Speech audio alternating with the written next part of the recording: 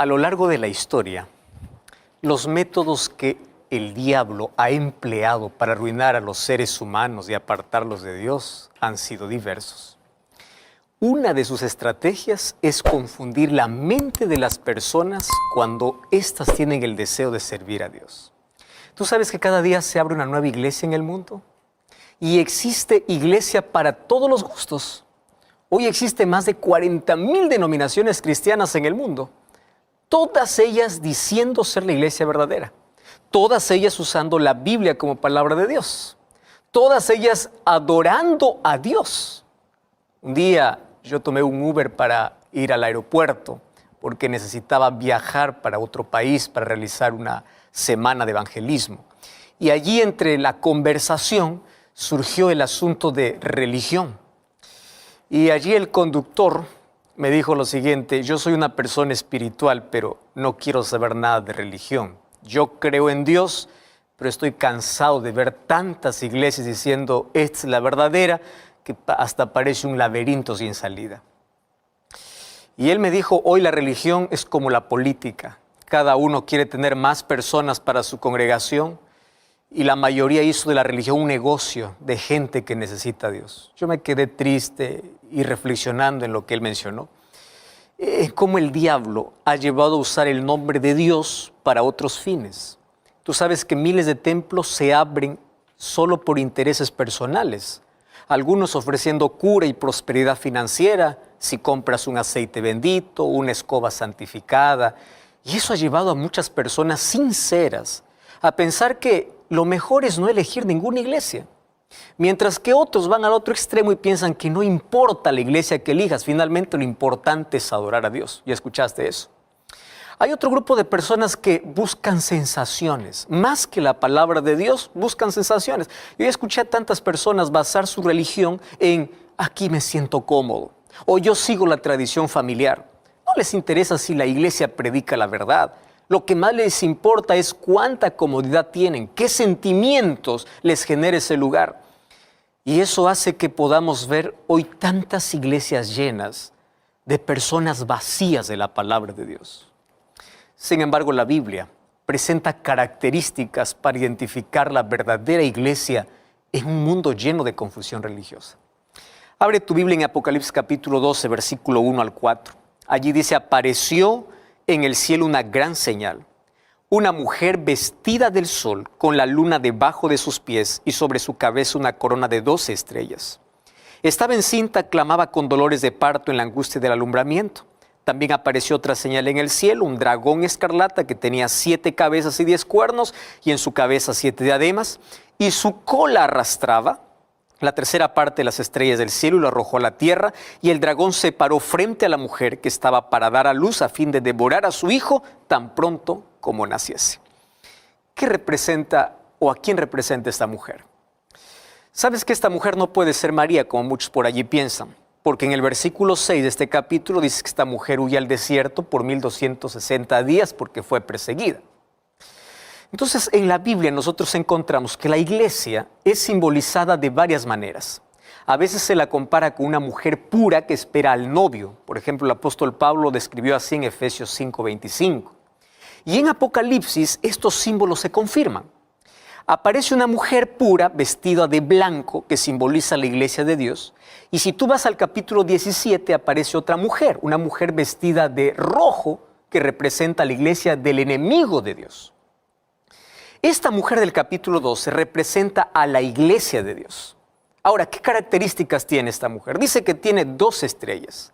Esas 12 estrellas representan las 12 tribus de Israel en el Antiguo Testamento y a los 12 apóstoles en el Nuevo Testamento, o sea, la iglesia de Dios a través de toda la historia.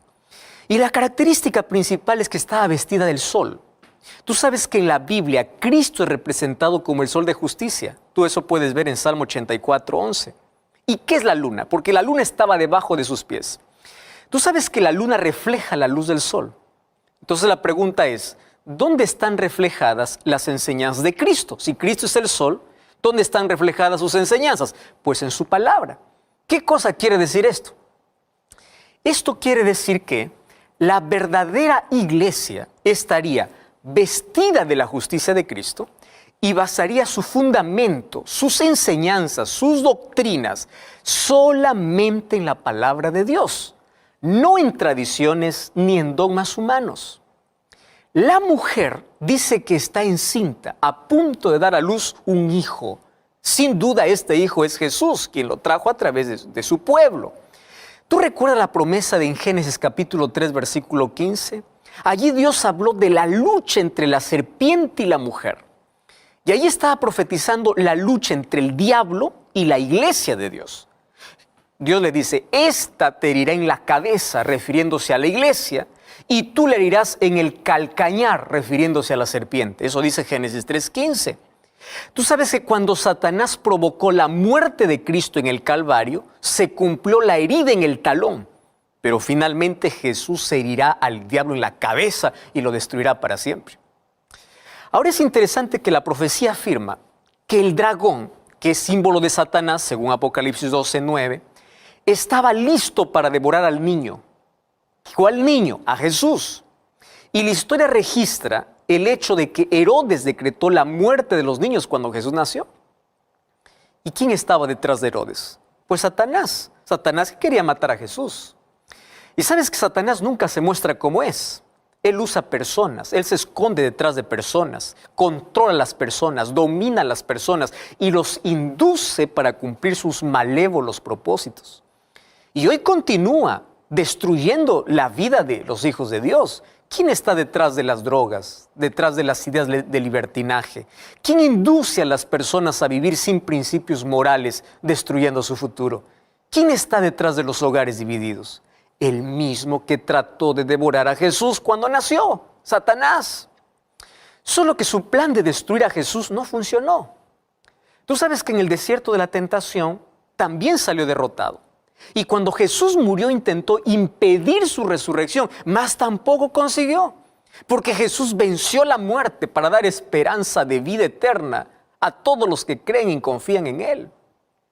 Entonces, como no pudo destruir a Jesús, volvió su odio contra la iglesia, contra los fieles seguidores de Jesús. Y en el versículo 6 dice que persiguió a la iglesia por 1260 días. Ahora, en la profecía, según Ezequiel 4:6 y Números 14:34, un día equivale a un año. Entonces fueron por 1260 años que el verdadero pueblo de Dios fue perseguido. Ahora, ¿por qué fue perseguido? Lo que provocaba esa persecución era que ese pueblo era obediente a la palabra de Dios. Porque la verdadera iglesia tiene como fundamento la palabra de Dios. Y la Biblia presenta cómo Satanás usó un poder religioso para perseguir a los verdaderos cristianos. Cuando vamos a Apocalipsis capítulo 12, versículo 14, dice que la mujer huyó para el desierto por tiempos y la mitad de un tiempo. Tiempo representa un año, tiempos 2 años, la mitad de un tiempo, medio año. Entonces son 3 años y medio. Si multiplicamos por 12 meses, equivale a 42 meses. 42 meses multiplicado por 30 días que trae cada mes, da 1260 días o 1260 años según la profecía. O sea, es el mismo periodo profético. Y para ello tenemos que ir a la historia, porque la historia confirma el periodo oscuro por el cual pasó la humanidad. Una época en que se intentó silenciar la conciencia de la gente, donde se les persiguió por causa de su fe. En ese periodo, quienes intentaban obedecer las Escrituras eran cruelmente perseguidos. Y tú sabes que durante ese tiempo, los hijos fieles de Dios tuvieron que esconderse en cuevas de los montes para sobrevivir. Tuvieron que apartarse a lugares desolados. Eso significa que la mujer huyó para el desierto, la iglesia huyó para el desierto. Y tú sabes que en la historia existe un periodo de exactamente 1260 años de persecución religiosa. Comenzó en el año 538 con el edicto de Justiniano, quien después de derrotar a los ostrogodos, decretó que el obispo de Roma fuese el jefe de los otros obispos, porque Roma era la capital del imperio que después de sangrientas luchas había llegado a dominar el mundo político de esos días. Y durante ese periodo, el poder religioso de Roma que era el poder papal, persiguió a los que resistían obedecerlo ciegamente. Y para esto empleó un instrumento que denominó la Santa Inquisición. Y durante todo ese tiempo intentó que nadie estudiara la Biblia, para que nadie se diera cuenta de los errores del cristianismo de aquellos días que había absorbido del paganismo. Durante ese periodo de tiempo comenzaron a entrar a la iglesia costumbres paganas que la Biblia condenaba. ¿De dónde apareció la confesión auricular a un sacerdote? La venta de indulgencias o la venta de perdón, la adoración a las imágenes.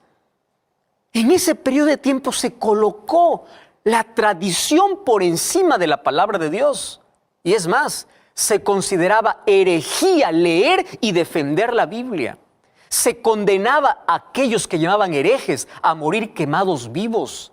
Se los sometía a terribles torturas que hasta el día de hoy se pueden ver en los museos de la Inquisición en diferentes ciudades. Eso está registrado en la historia.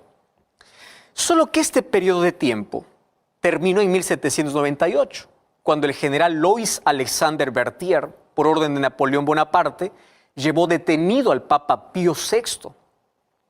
Ahora sabes que el método del diablo es que él persigue a la Iglesia de Dios usando un poder religioso, que asimismo también se daba el nombre de Iglesia de Dios, pero exigía la adoración y obediencia a él y no a Dios.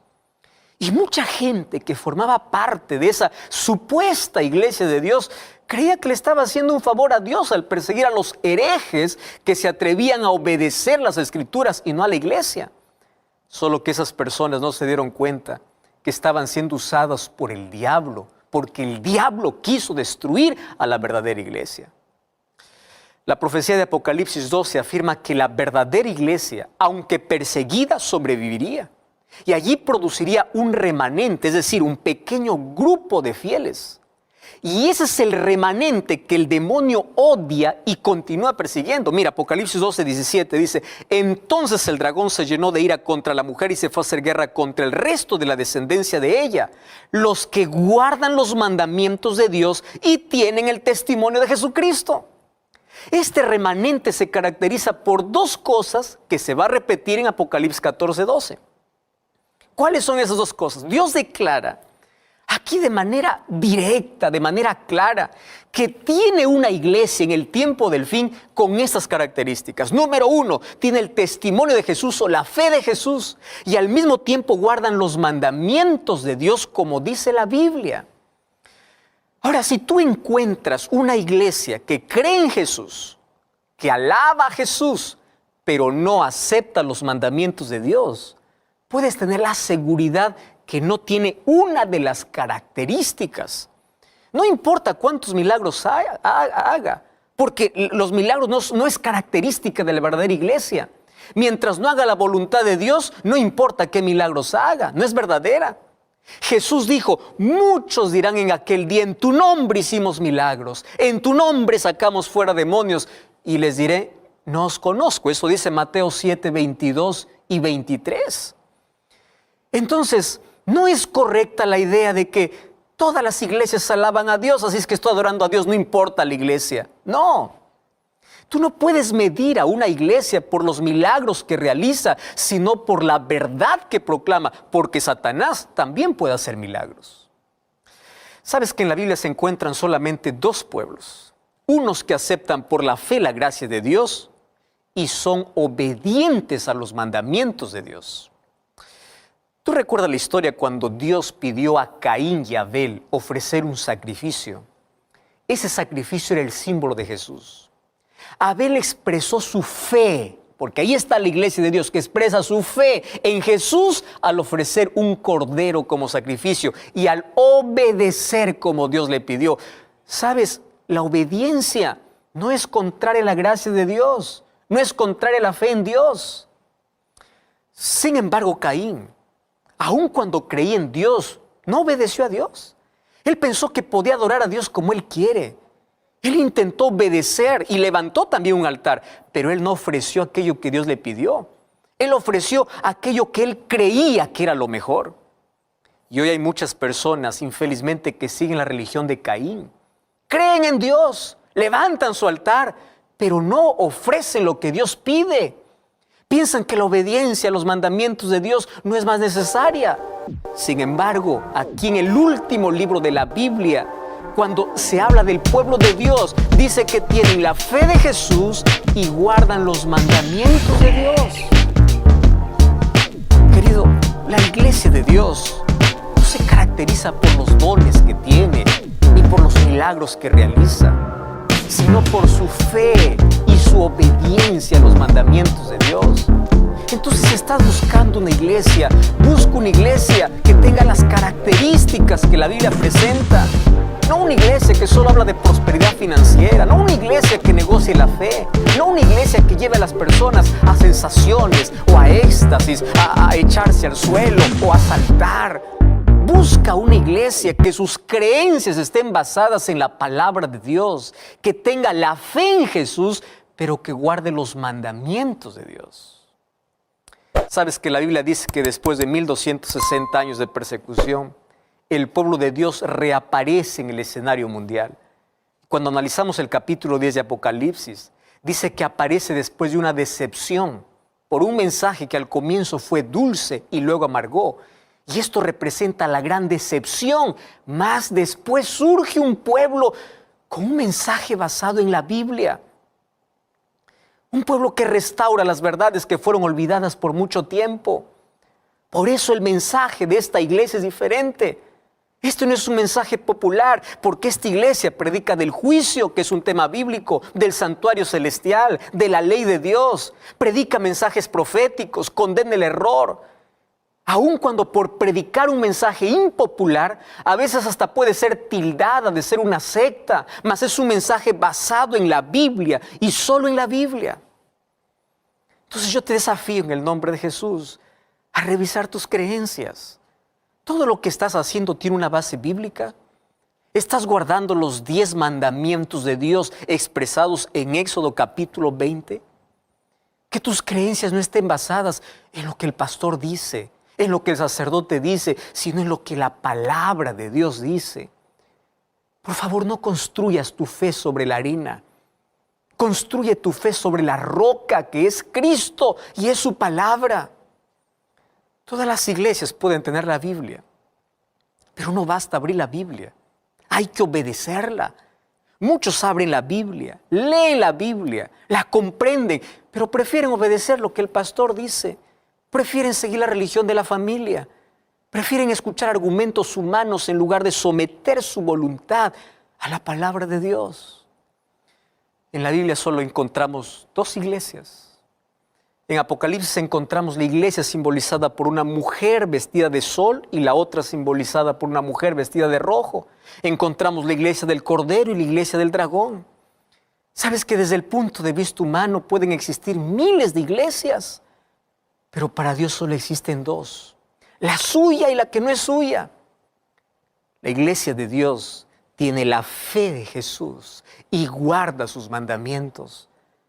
Y todas aquellas que no cuadran en estas características, pues son agrupadas en una sola iglesia que no pertenecen a ese pueblo. No importa el nombre, no importa que se llamen cristianas, si no tienen estas características, no forman parte de ese pueblo. Mas sabes, en todas las iglesias hay gente sincera. Y si esas personas nunca recibieron la luz de la palabra de Dios, muchos murieron en la ignorancia sirviendo a Dios en el camino que pensaban que era el camino correcto, la salvación de esas personas está garantizada por la misericordia de Dios porque ellos no conocieron toda la verdad. Pero quiero decirte una cosa. La sinceridad acaba cuando la luz de la palabra llega a tu vida. Y hoy llegó para ti. Dios no te llamó a ser fiel, Dios no te llamó a ser sincero, sino a ser fiel. Porque la sinceridad no cambia la mentira en verdad. Es allí donde debemos tomar una decisión. ¿A quién vas a ser fiel? ¿A Dios o a una iglesia? ¿A la Biblia o a un líder religioso? ¿Escoges el camino de Dios o buscas un camino más cómodo para tranquilizar tu conciencia? La decisión es personal. A veces lo que más cuesta es el ¿qué dirán mis amigos? ¿Qué dirán mis familiares? Por eso Jesús dice, aquel que no me ame más que a su padre, a su madre, en Mateo capítulo 10, versículo 37, no es digno de mí. Entonces deja tus dudas, deja tus miedos y ponte de parte de la verdad, del pueblo que tenga una base sólida en la Biblia. Cuando vayas a esta iglesia, no mires a sus miembros porque sus miembros tienen errores, todos son imperfectos y todos están buscando ser cambiados por Jesús. Pero cuando vayas a la iglesia, mira la pureza de la verdad que cree y que proclama. Dios tiene una iglesia visible para proclamar la verdad según la Biblia, pero también tiene un pueblo invisible que vive la verdad y está compuesta por miembros de la iglesia visible, más también por aquellos sinceros que no pertenecen a ninguna iglesia, o por aquellos que están en una iglesia con sus doctrinas contaminadas, pero no conocen la verdad, mas un día abandonarán sus creencias contaminadas y vendrán al pueblo de Dios. A eso se refería Jesús cuando decía, tengo otras ovejas en otro redil. Por eso el llamado de Jesús se escucha hoy con más fuerza, Apocalipsis 18:4. Salid de ella, pueblo mío. Ven a un pueblo que sirve a Dios, que tiene fe en Jesús y que guarda sus mandamientos. Dios te llamó a serle fiel a Él, no a ser fiel a un pastor, no a defender la placa de una iglesia, sino a defender su palabra. La religión no salva, quien salva es Cristo. Mas aquel que esté en Cristo abrirá su palabra y formará parte del pueblo que Dios tiene en la tierra. Dios conoce tu sinceridad. Por eso es que ahora Él permite que conozcas la verdad. Y mientras más cerca estés de la verdad, más lejos estarás del error. El Espíritu Santo está trabajando en tu corazón. Y hoy te invito para que puedas orar y a la luz del mensaje de hoy puedas tomar una decisión. ¿Tú estás dispuesto hoy a someter tu voluntad a la voluntad de Dios? Que Dios te bendiga, yo quiero orar contigo. Querido Dios, gracias por tu palabra. Gracias porque abre nuestros ojos a verdades que desconocíamos. Hoy tomamos la decisión de abandonar nuestras creencias contaminadas para ir a tus creencias de tu palabra, que nuestra fe esté basada en lo que tu palabra dice, no en lo que una iglesia dice. Por eso ayúdanos a tomar este paso de fe y bendice a las personas que toman esta decisión. En el nombre de Jesús. Amén. Que Dios te bendiga. Yo te invito a buscar una iglesia adventista el séptimo día y vamos a continuar aprendiendo sobre Dios y su palabra. Recuerda que la verdad te da libertad, te prepara para la eternidad.